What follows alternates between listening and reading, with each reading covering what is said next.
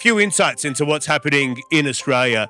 So when I started the Electric Vehicle Council some 8 odd years ago, and the purpose of that was Australia was wildly lagging the rest of the world in the transition to EVs. And so we looked at, well, what is it that we can do to help fix this issue? And if you spoke to me back then or even 4 odd years ago, what I would tell you is that Australia is something like 10 times behind the global average or global market share for electric vehicles. The good news I have for you today is that we're only about 2 times behind. So we've done quite a lot of work. Of course, the rest of the world's continue to accelerate their efforts. So we've got a lot of work ahead of us. We don't want to stay at half the size of the rest of the world's market. So where are we going in the next 24 months? And where are the opportunities presenting themselves? So if we look just over these last 3 years, we've seen that the electric vehicle market in Australia has doubled every year. We've gone from 2% of all new cars sold in Australia to 4%, to first 6 months of this year, something like 8.8%. So a little bit more than doubled the year before. We've already sold in the first 6 months more electric vehicles than we did in all of last year.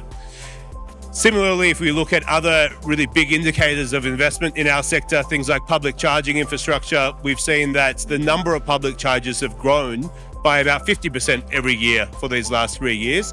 And not only has the investment grown, but the type of charging has also become better. We're talking about faster chargers with more heads per charging site. So starting to resemble closer to a petrol station model. We've seen that in the last 12 months, we've had almost a doubling of the number of models and variants of electric vehicles available in our market.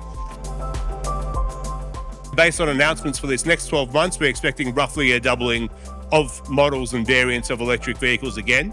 And that's not just true for light vehicles. We're also seeing that occur right through things like light and medium trucks, vans and buses, and some entrances in the larger long-haul electric trucks as well.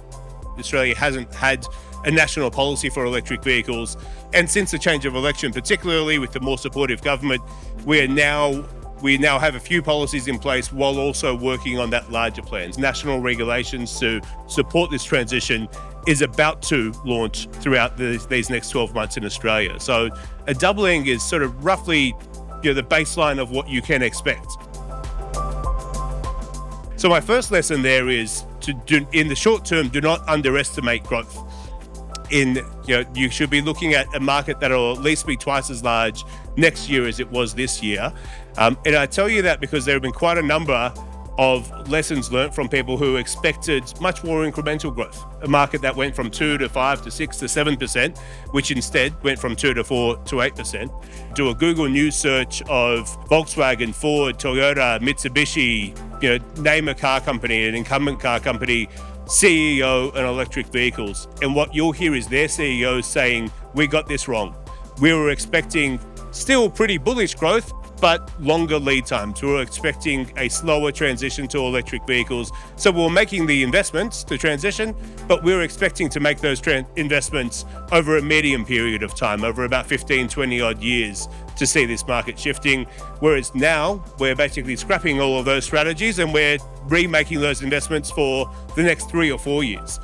My advice for people who then serve the customer who wants finance, who wants insurance, whether you're in the sort of aftermarkets business, in all of those ancillary supporting roles, to not make that same mistake that they've made, because they are now making that shift.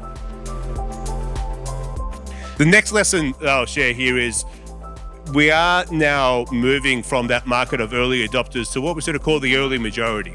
So, not the entire market yet, but we're starting to look at what does that 20, 30, 40% of the market look like? What are those customers? Who are they? What do they want? In that growth that we've experienced already, we're already seeing that it's a pretty even mix of sort of sophisticated customers like fleets or fleet managers and as well as private consumers. But we're also starting to identify that those future areas of growth does occur pretty consistently across the entire market, but there are also some pretty strong pockets, some niche pockets of companies who are transitioning to about that, similar 8-10% of the vehicles they're buying being electric vehicles, but with firmer plans in place over the next 12 and 24 months, where their expectation is that they will move to only selling electric vehicles. The big lesson that we can share from, we're certainly seeing it here in Australia, but we can certainly share this from overseas, is that things move very quickly from excitement and enthusiasm to expectation. So we're already finding large corporates coming to groups like ours and members of ours saying, we were very excited when the first person that we spoke to or the fifth person that we spoke to went out of their way to solve problems for us to help us go electric. And that is the expectation today of we're excited for electric vehicles, but we're not vehicle or finance or vehicle finance experts. So when we have these questions, we expect to work with people who learn about electric vehicles, know what they're talking about, share our excitement and our enthusiasm for them, and build products that suit us, that allow us to go on this transition.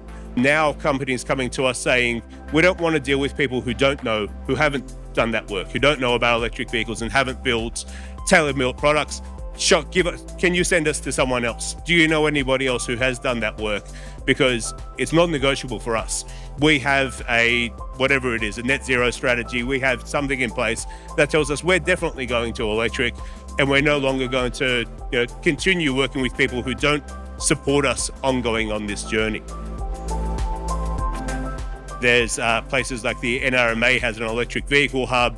There's our website, the Electric Vehicle Council. There are a number of sources that you can go to in having that base level of education and information to share about electric vehicles, how they work, how charging works. And that first thing I think people are looking for is that vibe of, I'm excited for electric vehicles. Is the person who I do my automotive dealing through, whether that's buying a car or anything else, people inside of that orbit, are they also excited for this with me? And are they going to help me realize that excitement or not?